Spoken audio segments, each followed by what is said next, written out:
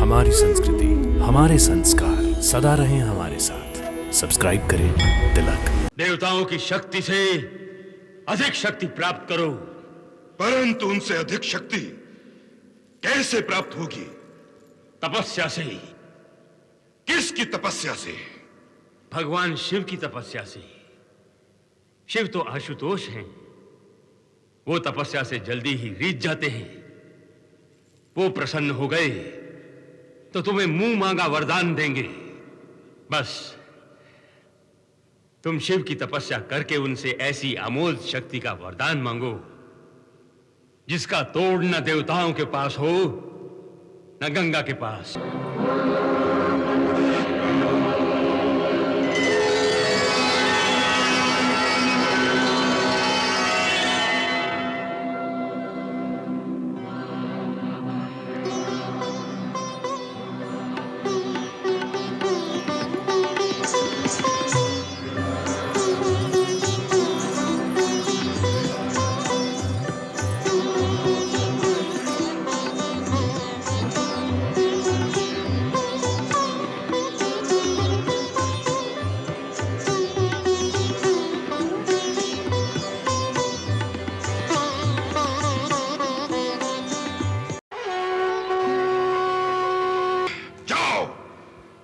हो जाओ मेरी नजरों के सामने से।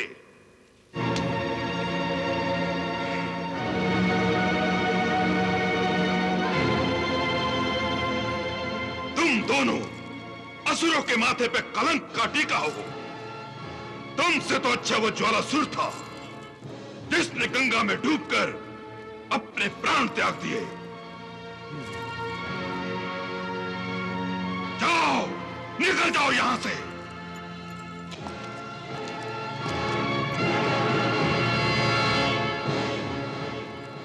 क्षमा करें दैत्यराज, ये दोनों हमारे बड़े मायावी असुर हैं। इनके पास एक से एक भयंकर शक्ति है, परंतु इनकी हालत देखकर यह सिद्ध हो गया है कि गंगा की शक्ति हम असुरों से कहीं अधिक है। गंगा से केवल 3 असुर हारे हैं, असुर सम्राट नहीं। मैं असुर सम्राट हूं। गंगा को पाने के लिए मैं असुरों की सारी शक्ति लगा दूंगा। गंगा को पाने के लिए यदि यह आवश्यकता पड़ी तो मैं एक नया देवासुर संग्राम भी शुरू कर दूंगा। हाँ, मैं अभी गुरु शुक्राचार्य के पास जाकर उनसे युद्ध की आज्ञा और आशीर्वाद मांगता हूं। नहीं दैत्यराज, इस समय ना मैं तुम्हें युद्ध करने की आज्ञा दे सकता हूं, ना ही आशीर्वाद। क्यों नहीं गुरुदेव? क्योंकि मैं नहीं चाहता कि मेरा आशीर्वाद निष्फल हो। अर्थात ये कि युद्ध केवल क्रोध से नहीं जीते जाते हैं, युद्ध बुद्धि से जीते जाते हैं। तुम्हारी तरह शत्रु की शक्ति को पूरी तरह जाने बिना आक्रमण करने से वही हाल होता है जो तुम्हारे वीर मायावी राक्षसों का हुआ, और तुम दूसरी बार वही भूल करने जा रहे हो। दैत्यराज, इस समय तुम्हें शत्रु की शक्ति का ठीक अनुमान नहीं है। इसमें अनुमान की क्या आवश्यकता है गुरुदेव? हर देवासुर संग्राम में देवता हमेशा दुम दबाकर भागते रहे हैं। वो बल से नहीं, हमेशा छल से जीतते हैं। युद्ध में तो वह हमेशा हार जाते हैं। हार जाते हैं नहीं, हार जाते थे। वो कल की बात है। तो आज की क्या बात है गुरुदेव? आज की बात यह है कि अब वो नहीं हारेंगे। क्यों नहीं हारेंगे? क्योंकि अब उनके पास गंगा है जो पहले नहीं थी। दैत्यराज, गंगा कोई साधारण देवी नहीं है, वो महादेवी है, महादेवी। कदाचित तुमने गंगा की शक्ति का ठीक अनुमान नहीं लगाया। गंगा देवी पराशक्ति का एक महत्वपूर्ण अंश है, इस कारण वो सर्वशक्तिमान है। गंगा को स्वर्गलोक से असुरलोक में लाना उतना सरल नहीं है जितना तुम समझ रहे हो। तो मैं क्या करूं गुरुदेव? एक स्त्री से हार मान लूं? गंगा के चरणों में अपना शीश झुकाकर समस्त दैत्य जाति के लिए कलंक बन जाऊं। कलंक अवश्य लगेगा। तुम्हारी हार से कलंक तो अवश्य लगेगा। न केवल असुर जाति को, वरन असुर जाति के गुरु शुक्राचार्य के मस्तक पर भी कलंक लगेगा। देव गुरु बृहस्पति मुझ पर हंसेंगे। इसीलिए कहता हूं, मेरी हंसी न कराओ। कुछ ऐसा करो दैत्यराज कि देवता रोएं और हम उन पर हंसें। परंतु ऐसा क्या करूं गुरुदेव, ऐसा क्या करूं? देवताओं की शक्ति से अधिक शक्ति प्राप्त करो। परंतु उनसे अधिक शक्ति कैसे प्राप्त होगी? तपस्या से। किसकी तपस्या से? भगवान शिव की तपस्या से। शिव तो आशुतोष हैं। वो तपस्या से जल्दी ही रीझ जाते हैं। वो प्रसन्न हो गए तो तुम्हें मुंह मांगा वरदान देंगे। बस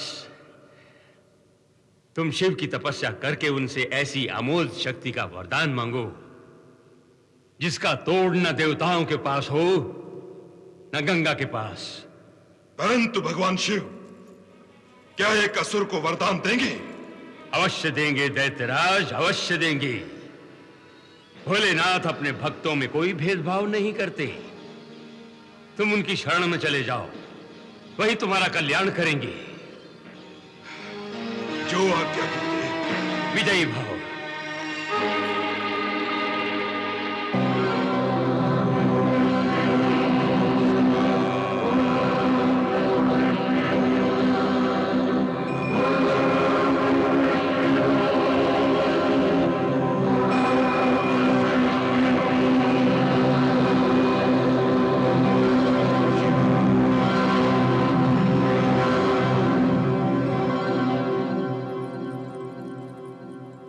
नारायण नारायण नारायण नारायण। प्रणाम देवर्षि। प्रणाम। देवलोक में आपका स्वागत है। नारायण नारायण। वाह देवराज, आप यहां सोम रसपान का आनंद ले रहे हैं। कैसे पुत्र हैं आप? आपको अपनी गंगा मैया की तनिक भी चिंता नहीं है? गंगा मैया, क्या हुआ मेरी माता को? वे कुशल से तो है ना? नारायण नारायण।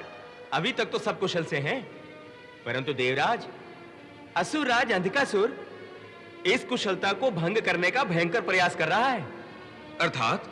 अर्थात यह है कि अंधकासुर गंगा मैया का अपहरण करने के उद्देश्य से तपस्या करके शक्ति प्राप्त कर रहा है। नारायण नारायण। परंतु मैं अंधकासुर की इस अपवित्र इच्छा को पूरा नहीं होने दूंगा। मैं उसकी तपस्या को भंग कर दूंगा मुनिवर। मैं उसकी तपस्या को भंग कर दूंगा। नारायण नारायण नारायण नारायण।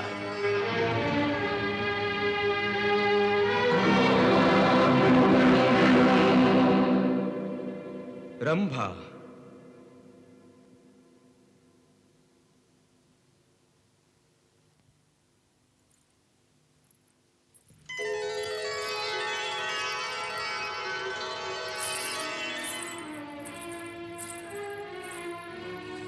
प्रणाम देवेंद्र।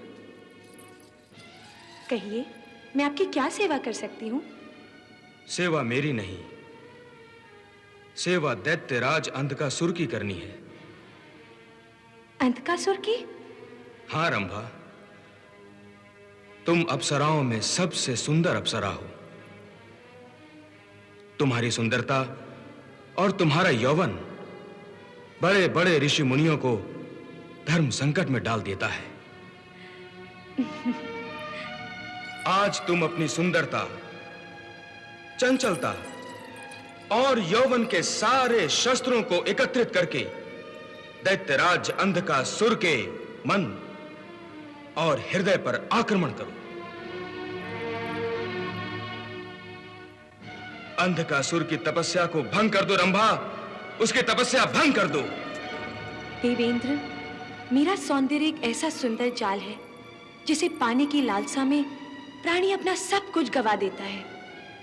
आप निश्चिंत रहिए, मैं अंधकासुर की तपस्या अवश्य भंग करूंगी।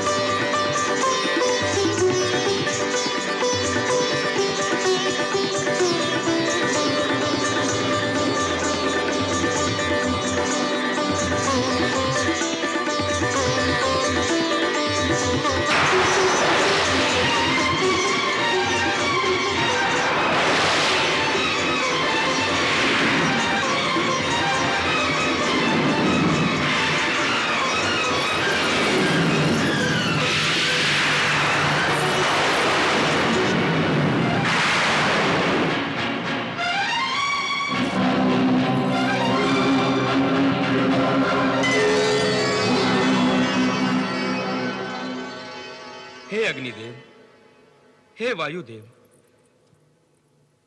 मैं अधर्मी अंधकासुर की तपस्या को भंग करना चाहता हूं। इसके लिए मैंने अप्सरा रंभा को भेजा था, परंतु वो तो असफल होकर लौट आई है। तो इसमें निराश होने की क्या आवश्यकता है? मैं और वायुदेव दोनों मिलकर अंधकासुर की तपस्या को अवश्य भंग कर देंगे।